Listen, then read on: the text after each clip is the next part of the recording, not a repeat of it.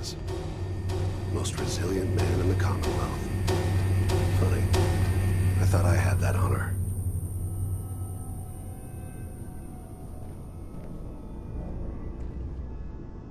Let's, talk. You murdered my wife. Took my son. You're a dead man. Your wife. That was a regrettable accident. Still, this world, this life, you've seen it. Pain, suffering. Death is its only escape. Don't worry. Sean's fine. Maybe a little older than you expected, huh?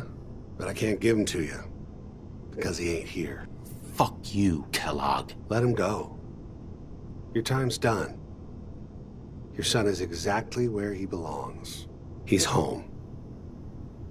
In the Institute. Here, the Institute. I'll find my son no matter where he is. That's the spirit. You know, you surprise me, have to admit. I find myself actually kinda liking you. I admire your dedication to fatherhood, even if it is ultimately useless. But I think we've been talking long enough. We both know how this has to end. So, you ready?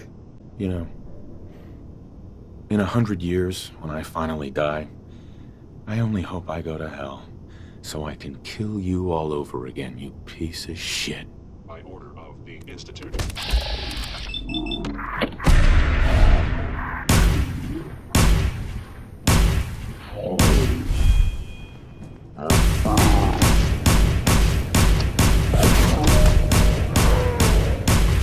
Distance Reversing closed. close quarters Engaging. combat.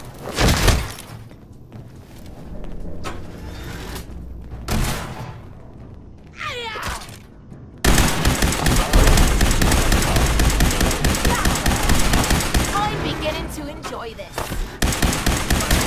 Here.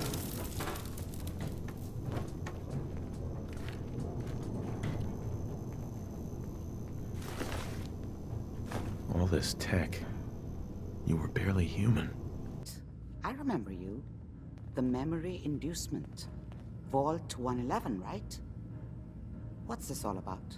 Doctor, it's time for you to reverse death itself. What? I wouldn't have put it quite that way, but it's true. We need a dead man's memories. Guy named Kellogg. Are you two mad? Putting aside the fact that you're asking me to defile a corpse, you don't realize that the memory simulators require intact, living brains to function. Some expert you are.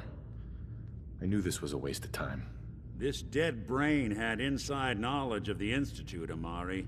The biggest scientific secret of the Commonwealth. You need this, and so do we. Fine. I'll take a look. But no guarantees. Do you have it with you? Could you say that like Dr. Frankenstein? Ego, fetch me the brain. No? No, I will not. Now, do you have it? Here's what I could find. What's this? This isn't a brain. This is... Wait, that's the hippocampus. And this thing attached to it? A neural interface? Those circuits look awfully familiar. I'm not surprised. From what I've seen, all Institute technology has a similar architecture. Skip to the good part, Doc. We plugged the brain implant into Mr. Valentine, assuming he's willing to take on the risks. Hell, why not? Plenty of room in my head anyway. We should try plugging you into a toaster next. Fresh toast.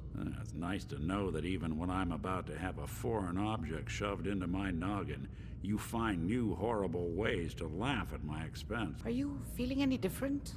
There's a lot of flashes. Static. I can't make sense of any of it, Doc. That's what I was afraid of. The mnemonic impressions are encoded. It appears the Institute has one last failsafe. There's a lock on the memories in the implant. More problems. Seriously? It's not like anyone has ever done this before. You try making a secret technology work across hardware generations out of spare parts. Just let me think. The encryption is probably meant to keep a single mind from accessing the data. So, what if we use two? We load both you and Mr. Valentine into the memory loungers. Run your cognitive functions in parallel. He'll act as a host, while your consciousness drives through whatever memories we... Nick and I are gonna share a mind? Yeah, I'm not gonna see him in any compromising positions, am I? Yeah, if a smart mouth was all it took to solve problems, we would have found your son by now. No. You won't have to worry about that. The only memories you'll access are the ones in the implant.